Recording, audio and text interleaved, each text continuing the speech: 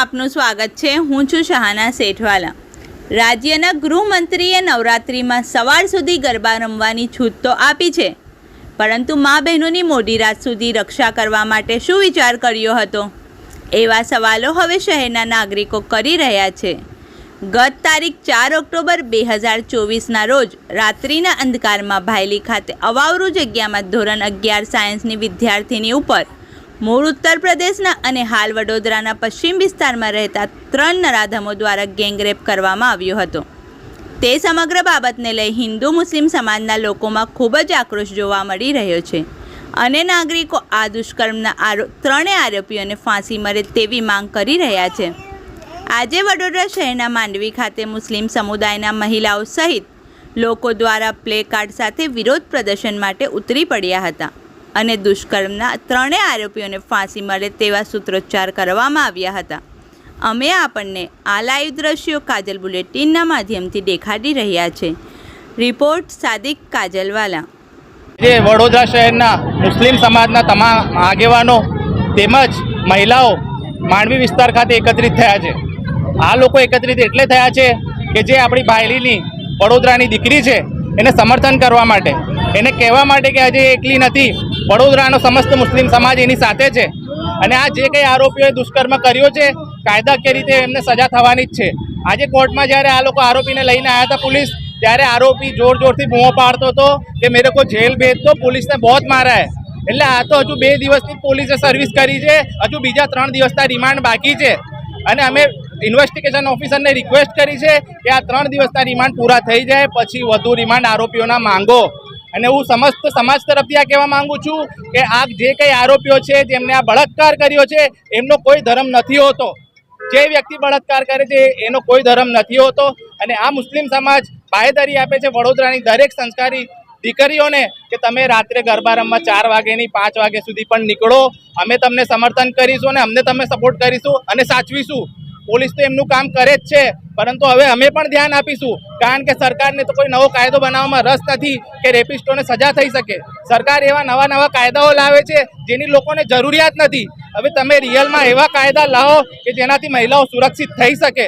તમે લાવો એવા કાયદા કે મહિનામાં રેપનો કેસ ચલાવીને ટ્રાયલ ચલાવીને આરોપી જો સાબિત થાય તો એને ફાંસીની સજા આપવી જોઈએ। જો આવા કાયદાઓ વહેલા લેવામાં નહીં આવે તો આજે તો આ ભાયલીની દીકરી ભોગ બની છે। થોડા સમય પહેલા દાહોદની માસૂમ 6 વર્ષની દીકરી ભોગ બની હતી। એટલે સરકારે શરમ કરવી જોઈએ અને આ રેપિસ્ટો માટે એવો કાયદો બનાવવો જોઈએ કે આવનારા સમયમાં આ લોકો એક વખત નહીં 100 વખત વિચારે કોઈ પણ દીકરીને હાથ લગાડતા પહેલા। અને આજે આ મુસ્લિમ સમાજ એક એકતા સાથે અને કોમી એકતા બતાડવા માટે ઊભા થયા છે કે આ દીકરી સાથે અમે ઊભા છે અને ન્યાયિક લડત આપવાની હશે કે રોડ પર નીકળવાનું હશે, અમે એને સમર્થન કરીશું। बलात्कारी जो भी इंसान है उसे इस्लाम में अपने नबी सल्लल्लाहु अलैहि वसल्लम ने फरमाया है कि जो भी कोई भी गैर लड़की हो, मुसलमान हो, कोई भी जाति धर्म की हो, उसका ये किया जाए, उसका बलात्कार किया जाए, उसकी इंसानियत इज्जत से खेला जाए। अपने नबी ने साहबों ने यही फरमाया है कि उसे जहाँ तक जिंदा रहे उसे कोरे मार मार के जहाँ तक मर न जाए, वहाँ तक उसकी जान निकल न जाए तक उसे सजा देनी चाहिए। उसे बड़ी कोई सजा नहीं है, फांसी में लटकाया जाए। मैं तो अभी भी बोली और अभी भी बोलती हूँ कि इन लोगों ने जो सरकार से मेरी विनती, हाथ जोड़ के मैं विनती करती हूँ कि बलात्कारियों को अच्छा बर्ताव देख के छोड़ना बंद करो, उनके फूलार करना बंद करो, उनके मुंह मीठे करना बंद करो। अगर आज उनको सजा मिली होती तो आज यहाँ तक ये नौबत नहीं आती। अभी थोड़े दिन पहले 5 साल की बच्ची के साथ उसके टीचर ने किया, उसके पहले डॉक्टर का हुई ना, ये लड़कियों के साथ हो रहे, तो ये बिंदास हो गई है, इनको सजा नहीं। मेरा तो एक ही मांग है सरकार से, हमारे भारत देश में नया कानून ला, उनको नामर्द बनाओ, उनके हाथ काट के उनको रोड पर छोड़ दो कि उनको देख के दूसरे हिम्मत नहीं करे, अगर ऐसा कदम उठाने का 100 बार सोचे, उनकी रूह कांप जाएगी देख के। आज भारत देशनी अंदर जे शरमजनक घटना जे बनी हो एवी वडोदरा शहर गुजरातनी अंदर ए घटनानी एक दीकरी पोतानी आस्थाने लईने भायली खाते गरबा रमवा माटे जई रही हती, एना उपर जे नरंदार लोगोए ए बलात्कार गुजार्यो छे, ए बलात्कार गुजार्यो छे। ए शर्मनाक घटनाने आज वडोदरा शहेरना तमाम मुस्लिमो एने सख्त शब्दों में वखोड़ी काढ़े छे। वखोड़ी काढ़वानी साथे कहेवानुं होय छे के ज्यारे आज वडोदरा शहेरनी अंदर आज નવરાત્રીના પર્વ નિમિત્તે જે આ જે ઘટના બની છે, આવી ઘટનાઓ પણ એના પહેલા પણ બની ચૂકી છે. જે નવલખી ખાતે આ જે ઘટના બની હતી એ ઘટનાની અંદર એક મુસ્લિમ દીકરી ઉપર બળાત્કાર ગુજારવામાં આવ્યો હતો અને એ બળાત્કાર ગુજાર્યા પછી એ આરોપીને કોઈ પણ પ્રકારની સજા નથી થઈ. તે સમયે પણ લોકો એક જ માંગ પોકારતા હતા કે ગુનેગારને ફાંસી થવી જોઈએ, ફાંસી થવી જોઈએ. ફાંસી તો સાઈડ ઉપર, ભારત દેશના બંધારણની અંદર જ્યારે ફાંસીની વાત આવતી હોય તો જે સાચા ગુનેગારો એને ત્યાં સુધી પહોંચતા નથી. પણ ભારત દેશના કાયદા અને સંવિધાનની અંદર ફેરબદલ કરીને કોઈ એવી સજા પણ કરવી જોઈએ કે જે સજા આ ગુનેગારને તાત્કાલિક ધોરણે ફાંસી ટ્રેકની અંદર થાય તો જેથી બીજા ગુનેગારો આ સજા કરતા પહેલા ડરે. અને સાથે કહેવું પડે છે કે આજે વડોદરા શહેર અને સમગ્ર ગુજરાતની અંદર શાંતિપ્રિય વાતાવરણની અંદર જ્યારે કોઈ બધા ધર્મના તહેવારો જેવી રીતે ઈદે મિલાદુન નબીનો તહેવાર ઉજવવામાં આવ્યો, એના પછી અત્યારે નવરાત્રિના સારા તહેવારો શાંતિપ્રિય વાતાવરણની એકતાની ભાવનાની સાથે ઉજવવામાં આવતો હોય ત્યારે આપણા ગુજરાતના ગૃહમંત્રી એવી માંગ પોકારતા હોય કે ગુજરાતની અંદર હું મા બેગની અને દીકરીઓને કહેવા માંગુ છું કે જ્યારે તમારે નવરાત્રિના ગરબા રમવા હોય તો ખુલ્લે આમ છૂટ આપું છું. આપણા બંધારણની અંદર ગુજરાતની અંદર 12 વાગ્યા પછી દરેક પર્વની અંદર ઈદે મિલાદ હોય કે નવરાત્રિ હોય કે તમારો કોઈ પણ જુલુસ હોય એ 12 વાગ્યા પછી મોહરમમાં પણ પરમિશન નથી આપતા. અને ગૃહમંત્રીએ જેવી રીતે ખુલ્લે આમ છૂટ આપી અને લોકોને બેફામ કરી દીધા અને કાયદાની જાળવણી કરવાની અંદર તદ્દન નિષ્ફળ પુરવાર થયા છે. જેના અનુસંધાનની અંદર આ જે ઘટના બની છે એ લો એન્ડ ઓર્ડર એની અંદર ફેલ થયો છે. અને આજે પણ ગૃહમંત્રી મોટી મોટી બાંગો પોકારે છે કે અમે આરોપીઓને પકડી લીધા છે. આરોપી તો પકડાઈ જવાના હતા પણ તમે આ વાતાવરણને ડોળાવવાનો જે પ્રયાસ કર્યો છે એ તદ્દન ખોટો છે.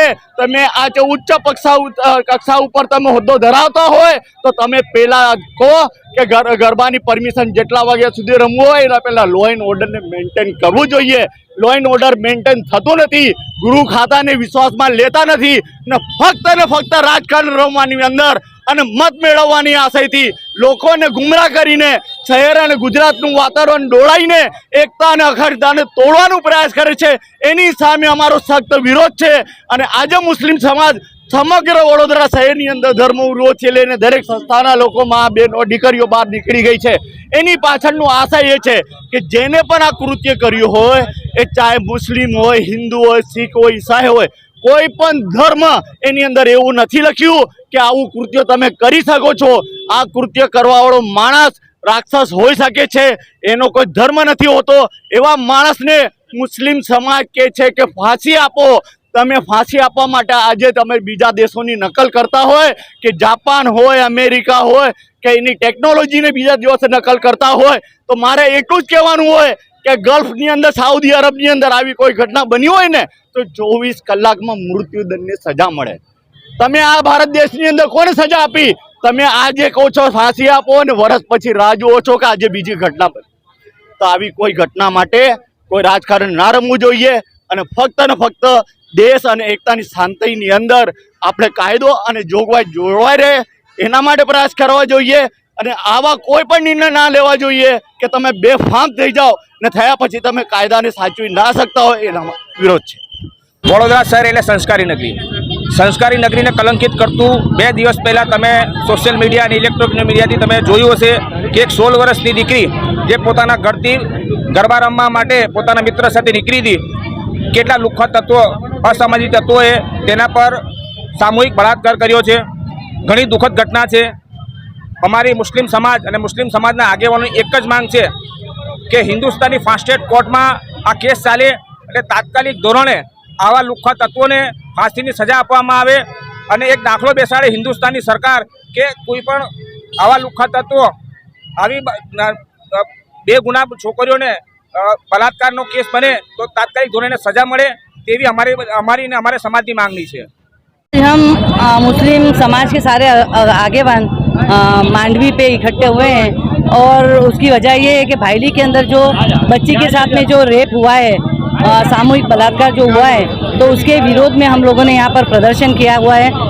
ये हकीकत में देखने जाएं तो बहुत ही शर्मजनक बात है कि आज एक बच्ची के ऊपर ये ऐसे अत्याचार हो रहे हैं। और ये पहली बार नहीं है, आज लगातार 1 महीने से 5 से 6 ऐसे केस बन चुके हैं जो सामूहिक बलात्कार के केस बने हुए हैं। मुझे नहीं पता कि सरकार क्या कर रही है, पुलिस तंत्र क्या कर रहा है। कहीं ना कहीं मुझे ऐसा नज़र आ रहा है कि पुलिस तंत्र या सरकार ही खुद कहीं ना कहीं पोला छोड़ देती है ताकि ये वारदातें बार बार घटती जाए और इसी मुद्दे पर लेकर के वो अपनी राजनीति खेला करें। इसी वजह से ये लोग क्या है कि इसे आरोपियों को सज़ा नहीं देते।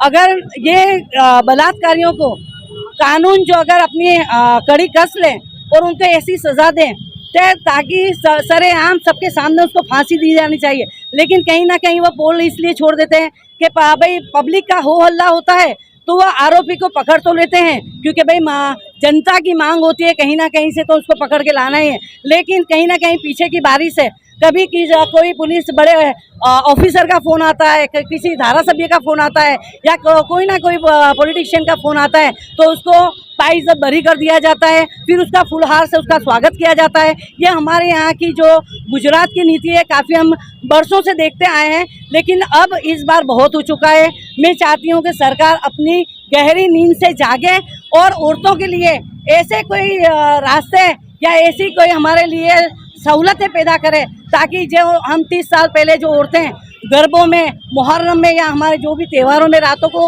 आराम से बिंदास जो औरतें घूम सकती थी, वो माहौल फिर से आए। लेकिन कहीं ना कहीं सरकार खुद चाह रही है कि औरतों के साथ अत्याचार हो, उनके साथ बलात्कार हो और घर से औरतें बाहर ना निकलें। शायद यही सरकार की मर्जी है। मैं चाहूँगी कि जो पीड़िता है उसके साथ न्याय किया जाए, उसको इंसाफ दिया जाए और जो आरोपी है, किसी भी धर्म के आरोपी हो, बेटी बेटी होती है, किसी भी धर्म की बेटी है, उसके साथ अत्याचार हुआ है, उसके साथ जो रेप हुआ है, उसकी सज़ा आरोपियों को कड़ी से कड़ी देनी चाहिए और सरेआम लोगों के सामने उनको फांसी देनी चाहिए ताकि उन जैसे जो दरिंदे जो दूसरे घूम रहे हैं वो इनकी सज़ा को देखकर एक सबक ना या एक नसीहत हासिल करें और आने वाले दिनों में ऐसा कोई ये गुनाह ना करें और उनकी रूह कांप जाए। ऐसी सज़ा सरकार को देनी चाहिए। लेकिन कहीं ना कहीं मुझे सरकार की ढीलान देखते हुए ऐसा लग रहा है कि उन्हीं ने ये कहीं पोल रखते हैं और ये आरोपियों को छुड़ाने के या उनको बरी करने के रास्ते वो बरकरार रखते हैं। शबनम शेख, सामाजिक कार्यकर्ता। इस वीडियो को लाइक करें, हमारे चैनल को सब्सक्राइब कर बेल आइकन जरूर प्रेस करें